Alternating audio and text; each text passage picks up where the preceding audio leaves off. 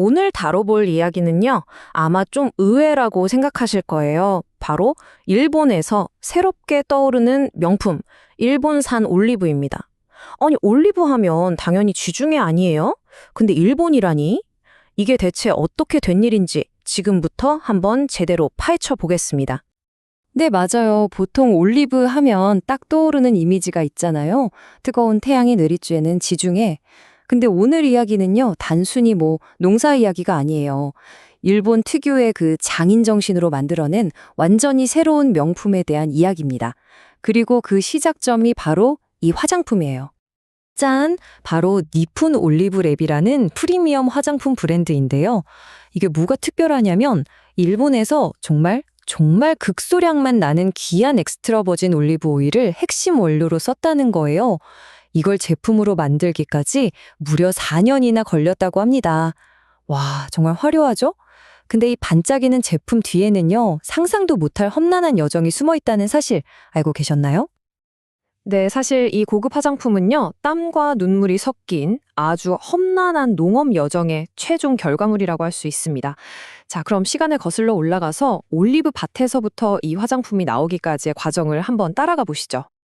그런데 말이죠, 아무것도 없는 맨 땅에서 새로운 산업을 일으킨다는 게 이게 보통 일이 아니잖아요.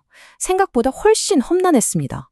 생산성은 터무니없이 낮고 결정적으로 아주 치명적인 해충까지 나타나서 농부들이 정말 수많은 난관에 부딪혀야만 했어요. 자, 그럼 구체적으로 일본의 올리브 농가들이 마주해야 했던 가장 큰 도전 과제는 대체 뭐였을까요? 이 이야기의 핵심, 바로 그 갈등 속으로 들어가 보겠습니다. 우선 이걸 좀 보세요. 생산성 차이가 정말 극명합니다. 올리브 본고장인 이탈리아에서는요, 나무 한 그루에서 평균 10kg을 수확하거든요. 근데 일본은 고작 3kg이에요. 3분의 1도 채 안 되는 거죠. 아니, 대체 왜 이렇게까지 차이가 나는 걸까요? 근데 문제가 여기서 끝이 아니에요. 정말 엎친 데 덮친 격이죠.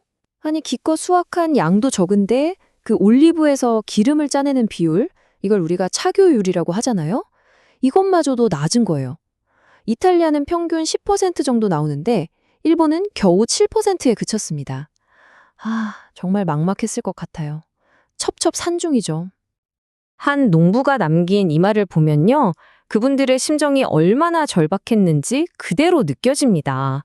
그러니까 그 해 날씨가 아무리 좋아서 풍년이 예상된다고 해도 수확하는 그날까지 단 한순간도 긴장의 끈을 놓을 수가 없다는 거예요. 왜냐?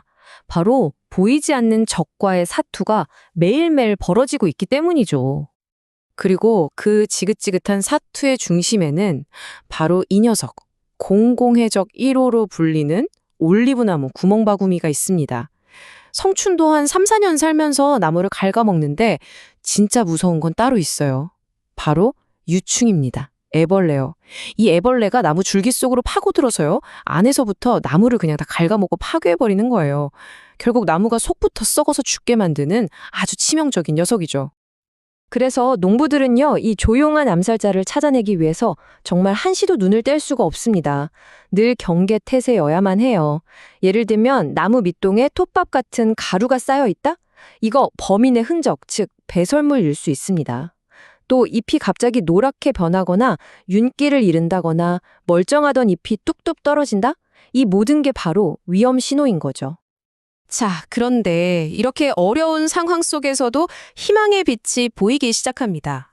바로 이 이야기의 해결사라고 할 수 있는 큐슈 올리브 보급협회, 줄여서 KOA가 등장하면서부터죠. 이들이 아주 체계적인 성공 전략을 제시합니다. 이제 농부들은 더 이상 외롭게 혼자 싸우지 않아도 됐습니다. 왜냐하면 KOA가 제공하는 아주 체계적인 성공 지침서, 일종의 플레이북을 손에 쥐게 됐거든요. 그렇죠. 어떤 싸움이든 시작은 제대로 된 무기를 고르는 것부터잖아요.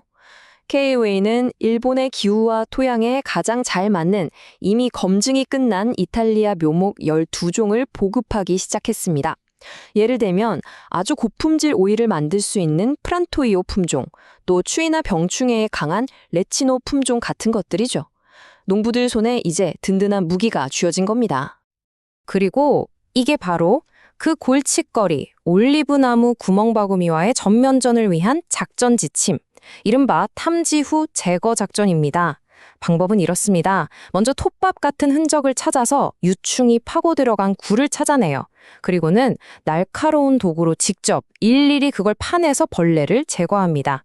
그리고 그 상처 부위에 연고를 발라서 치료해주는 것까지, 이게 전부 기계가 아니라 사람 손으로 해야 하는 엄청나게 고되고 정밀한 작업이에요. 근데 KOA가 대단한 게요. 지원이 그냥 이렇게 키우세요 하는 기술 전수에서 끝나지 않았다는 거예요. 아예 씨앗을 심는 단계부터 최종 제품 판매까지 그 모든 과정을 아우르는 아주 포괄적인 지원 시스템을 만들어버렸습니다. 코아가 구축한 이 지원 생태계가 어떻게 돌아가냐면요. 일단 좋은 묘목이랑 교육으로 재배를 도와주고요. 농부가 수확한 올리브는 공정한 가격으로 매입을 해줍니다. 그리고 이걸 가져다가 오일이나 피클 같은 걸로 가공하고요. 마지막으로 화장품 같은 고부가 가치 상품으로 만들어서 판매까지 책임지는 거죠. 이건 뭐 실패하기가 더 어려운 완벽한 선순환 구조를 만든 거예요. 근데 여기서 진짜 중요한 핵심은요, 바로 농부들에게 주어진 자율성입니다. 그러니까 농부들은 그냥 편하게 수확물을 KOA에 팔아도 되고요. 아니면 나는 나만의 브랜드를 만들고 싶어 하면 KOA 시설을 빌려서 직접 올리브 오일을 짜거나 수제 피클을 만들 수도 있는 거예요. 심지어는 우리 동네 특산물로 화장품 한번 만들어 볼까 하면서 자신만의 화장품 라인을 의뢰하는 것까지 가능하게 해줬습니다. 대단하죠? 자, 이제 일본 올리브의 미래를 한번 들여다볼까요? 이들의 비전은요, 그냥 돈 버는 산업을 키우는 데서 그치지 않습니다. 그보다 훨씬 더 큰 그림, 바로 공동체와 세계를 향하고 있어요. 이 사람들이 진짜로 만들고 싶었던 건 단순히 돈을 버는 산업 그 이상이었던 거죠. 서로가 가진 노하우를 아낌없이 공유하고 함께 더 배우고 궁극적으로는 세계 최고를 향해서 같이 나아가는 그런 끈끈한 공동체를 만드는 게 진짜 목표였습니다. 그 열정이 어느 정도인지 가장 잘 보여주는 사례가 하나 있는데요. 바로 2017년에 KOA가 주최했던 이탈리아 토스카나 연수예요. 이게 그냥 관광이 아니고요. 진짜 역사 깊은 농장에 가서 직접 올리브를 따보고 대규모로 기름 짜는 과정을 눈앞에서 보고 심지어 현지 요리 수업까지 들으면서 가짜는 신선한 오일을 맛보는 말 그대로 찐 연수였던 거죠.